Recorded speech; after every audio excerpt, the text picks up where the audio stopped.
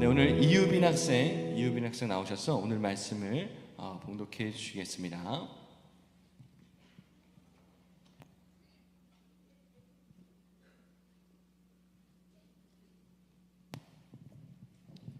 새 계명을 너희에게 주노니 서로 사랑하라. 내가 너희를 사랑한 것 같이 너희도 서로 사랑하라. 너희가 서로 사랑하면 이로써 모든 사람이 너희가 내 제자인 줄 알리라. 이것은 우리 주님의 말씀입니다. 아멘. 네, 고맙습니다. 우리 하람이가 전도해서 우리 교회에 잘 정착한 유빈이가 하나님의 말씀을 잘 읽어줬습니다. 자, 여러분, 우리 지금 예삼집 주제가 무엇이죠? 예수님처럼 아시죠? Like Jesus, 예수님처럼. 우리 지난주에는 예수님처럼 뭐 하자고 말씀을 전했죠? 예배하자. 좋습니다. 계속해서 예수님처럼 시리즈로 전도사님이 이제 한 2주 정도 더 남았어요. 여러분, 사랑하면 서로 닮는다고 합니다. 마찬가지로 하나님과 사랑의 관계 가운데 살아가는 사람은 주님을 닮아가는 거예요. 예수님을 닮아가는 거예요. 그분이 기도하셨던 것처럼 기도하고, 그분이 사람을 사랑하셨듯이 사랑하게 되고, 또 예수님이 거룩하게 사셨듯이 우리도 거룩하게 되는 줄을 믿습니다. 아멘. 예수님의 모든 삶이 하나님을 영화롭게 하였기에 그분의 삶이 곧 예배가 되었습니다. 이게 지난주 예수님처럼 예배하자의 말씀의 핵심이죠. 저 모니터 살짝만 줄여주시면 감사하겠습니다. 마찬가지로 우리가 저 문 밖을 나서서도 하나님을 예배하면서 살자고 하였습니다. 여러분, 새학기가 되고 이제 좀 친구 좀 사귀셨나요? 안타깝습니다. 많이 사귀시길 바래요. 힘내시길 바래요. 예, 친구 조금 잘 만나시길 바라고요. 우리가 그 학교에서도 예배하며 살자고 하였어요. 새 학기가 되어서 새 친구를 사귈 때도, 학교 학원에서 공부를 할 때도, 또 집안에서 홀로 방 안에 있을 그때에도 우리가 하나님을 바라본다면, 그 하나님을 의식하고 하나님의 영광을 위해서 살아가고, 그렇게 삶의 모든 순간들을 보낸다면 우리의 삶도 하나님 앞에 올려지는 예배가 되는 거예요. 따라하겠습니다. 예수님처럼 예배하자. 입을 안 움직이는 친구들이 있네요. 다시 한번, 이번 주입니다. 예수님처럼 사랑하자. 네, 우리 이렇게 인사할까요? 사랑합시다. 사랑합시다. 여러분, 오늘 땀이 계속 나네. 우리가 아까 뛰었더니. 오늘 성경의 말씀이요, 아까 우리 유빈이가 읽어준 말씀이 예수님의 고별 설교입니다. 어떤 사람은 유언처럼 얘기하기도 하더라고요. 왜냐하면 이 말씀을 하시고 다음 날에 예수님께서는 십자가에 못 박혀서 세상을 떠나시기 때문이에요.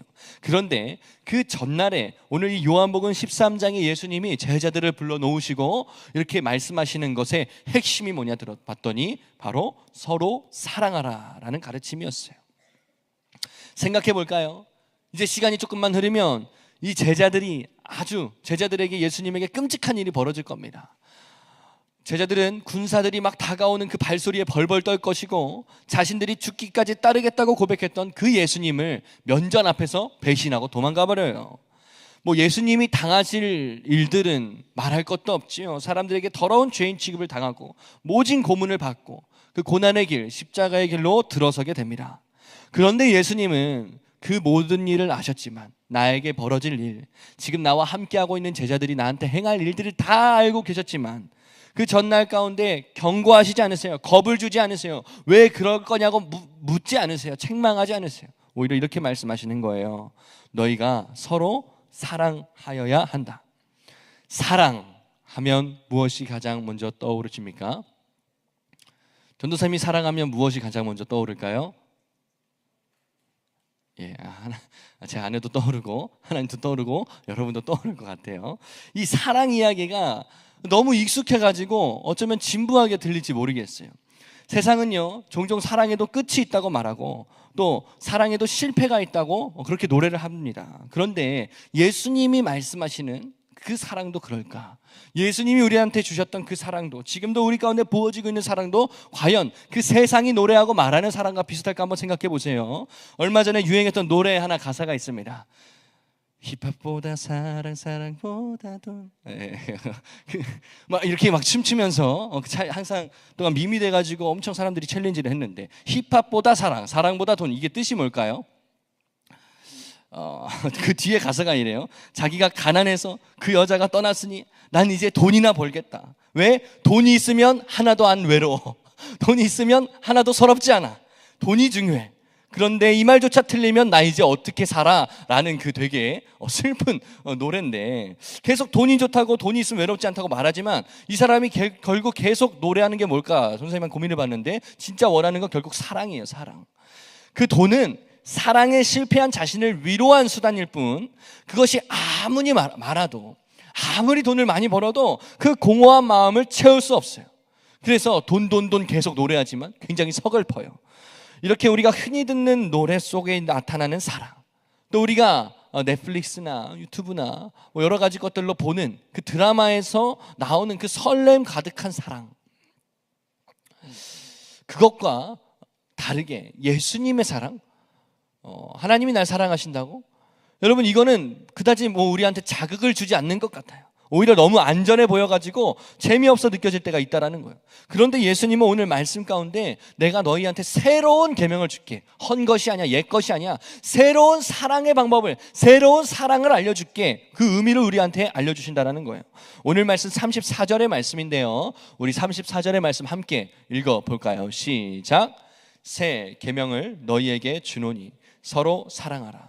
내가 너희를 사랑한 것 같이 너희도 서로 사랑하라. 여러분, 계명이 뭘까요? 계명은 명령입니다. 영어로 하면 command. 여러분, 그 롤 할 때 커맨드가 중요하지 않습니까?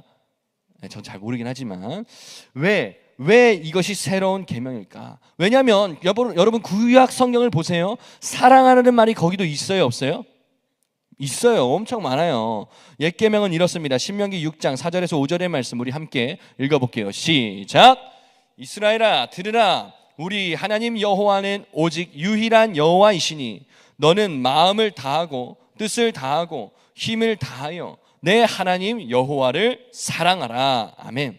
또 우리 레위기 19장 18절의 말씀도 한번 읽어볼게요. 시작. 원수를 갚지 말며 동포를 원망하지 말며 내 이웃 사랑하기를 내 자신과 같이 사랑하라. 나는 여호와이니라. 여러분, 이렇게 구약에 하나님께서 사랑하라는 메시지를 자주 주셨어요. 명확하게 말씀하셨어요. 그런데 오늘 예수님의 말씀이 왜 새 계명이라고 할 수 있을까? 이 말씀 가운데 다른 부분이 있다라는 거예요. 34절 한번 띄워주세요. 여러분, 다른 부분 찾을 수 있겠습니까? 어떻게 사랑하라고요? 내가 너희를 사랑한 것 같이.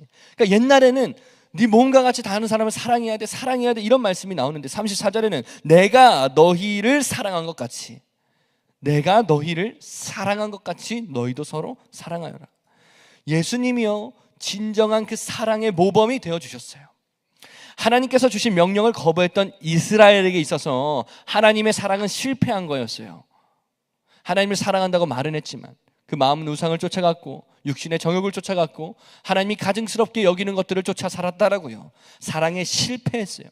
그들은 하나님을 사랑하지 않았음을 그 우상을 섬기고 강대국들의 나라의 신들을 섬기는 걸 통해서 증명했어요.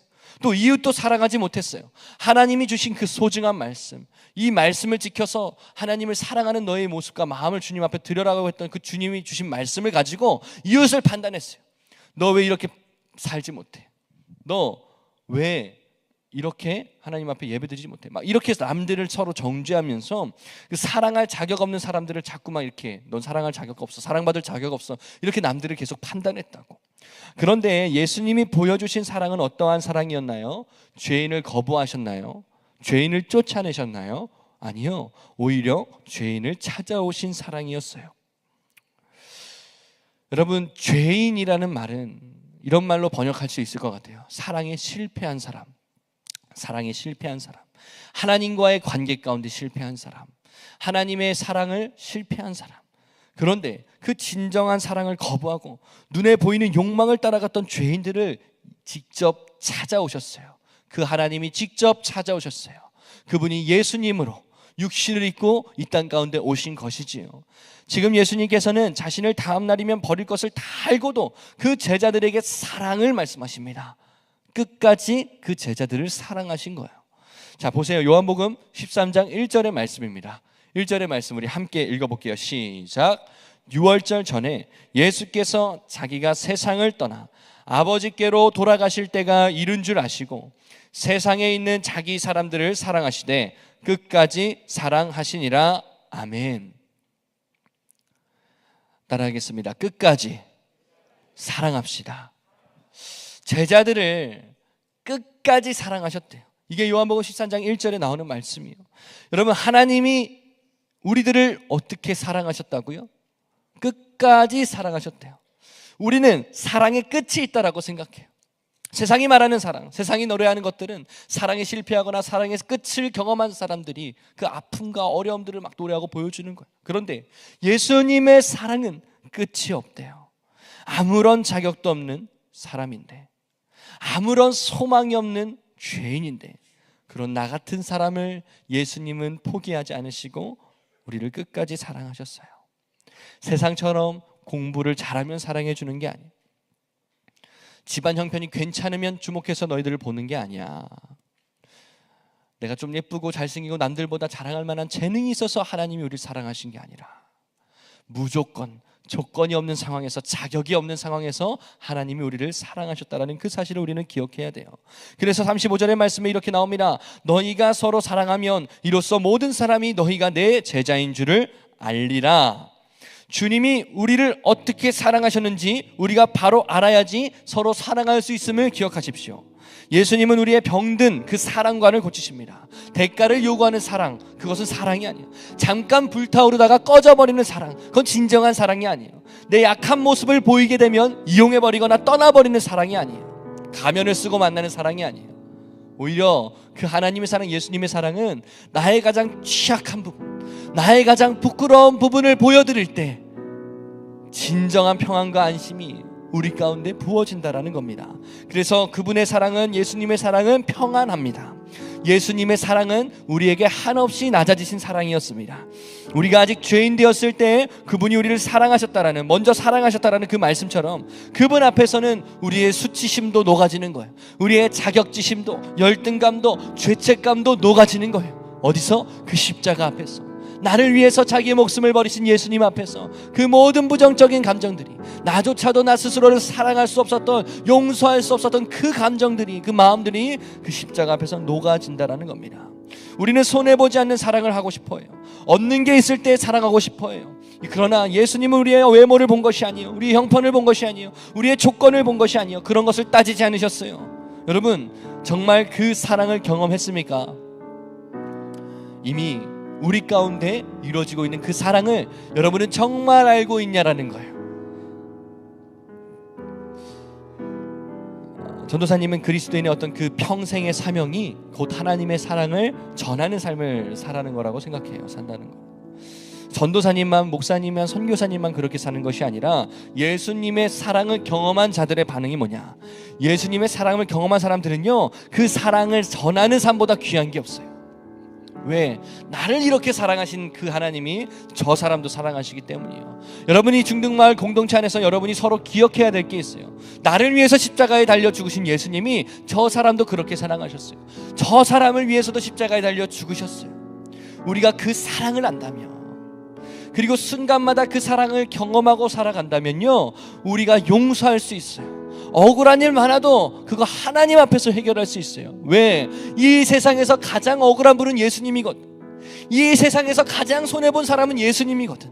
근데 그 예수님 우리에게 받을 것이 없고 우리가 하나님 앞에 드릴 것이 없는데, 그런 상황에서 하나님이 우리를 먼저 사랑하셨기 때문에 그 사랑을 안다면, 여러분, 우리가 그 넉넉한 마음을 가지고 이웃을 사랑하는 것이 마땅하다라는 것, 그런 능력을 우리가 받았다라는 겁니다. 우리가 서로 사랑할 때 세상은 주님을 보게 됩니다. 예수님의 사랑이 제자들에게 모범이 되셨듯이 잘못된 사랑과 그 정욕을 사랑으로 치환시켜서 말하는 그 세상 속에서 그리스도인은 사랑함으로, 말이 아니에요, 사랑하는 삶으로 빛을 내고 맛을 내는 거예요. 예수님처럼 사랑함을 통해서 세상 사람들이, 내 친구들이 깨닫게 돼요. 믿지 않는 친구들이 여러분의 사랑하는 모습을 보고, 아, 정말 예수님이 진짜 있을까? 그 하나님이 나를 정말 사랑하시나? 이것을 궁금해하였으면 좋겠습니다. 그런 통로로 여러분이 쓰임 받았으면 좋겠습니다. 우리 스스로는 절대 할 수 없는 그 사랑, 구약 가운데 우리는 하나님과의 관계 가운데 실패한 죄인들로 판명이 났지만 그럼에도 끝까지 우리를 포기하지 않으시고 자기의 목숨을 내어주셔서 우리의 죄값을 대신 치르신 그 하나님의 사랑, 여러분 그 하나님의 사랑을 기억하고 지금도 나에게 부어주시는 하나님의 사랑을 경험할 때 우리가 끝까지 사랑할 줄 믿습니다. 그래서 고린도전서 13장의 말씀에 이 말씀이 있어요. 사랑이 없으면 아무 유익이 없느니라.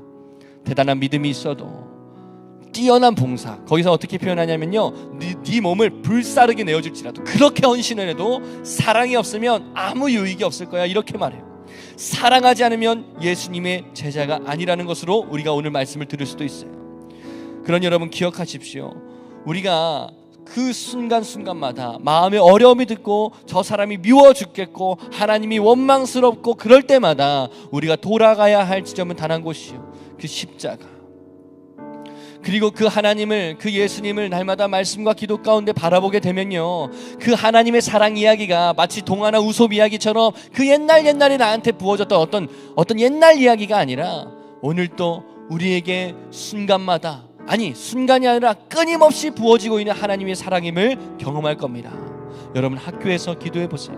여러분 집으로 돌아가서 하나님을 바라보세요. 그 말씀을 펴보세요. 하나님이 여러분을 어떻게 사랑하셨는지 알려주실 겁니다. 그래서 그 사랑하는 마음을 가지고 우리 서로 사랑하는 중등마을 공동체가 됐으면 좋겠습니다. 예배드리는 열심 대단한 것도 압니다. 여러분이 각 부서에서 봉사하는 것도 대단한 것 압니다. 그런데 아까 말씀에서 우리가 점검할 수 있는 것, 그 모든 일하는 것에, 모든 봉사하는 것 중심에 사랑이 없으면 아무 유익이 없을 수 있다는 것.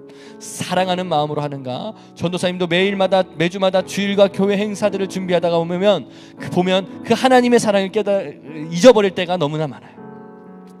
그래서 분주함에 사로잡히고 이거 안 하면 큰일 날 것 같고 막 긴장하고 막 그러는데, 하나님의 사랑을 우리를 평안케 하는 사랑임을 기억하십시오. 그때마다, 그런 분주한 마음이 들 때마다 잠깐 멈추세요. 멈추고 그 하나님의 사랑을 생각해 보세요. 오늘 말씀을, 그 예선지 필사노트 하는 거를 생각해 보세요. 그러면 하나님이 나를 어떻게 사랑하셨는지를 여러분이 깨닫고 그 사랑하는 마음으로 세상 가운데 나아가는 우리 중등마을 되었으면 좋겠습니다.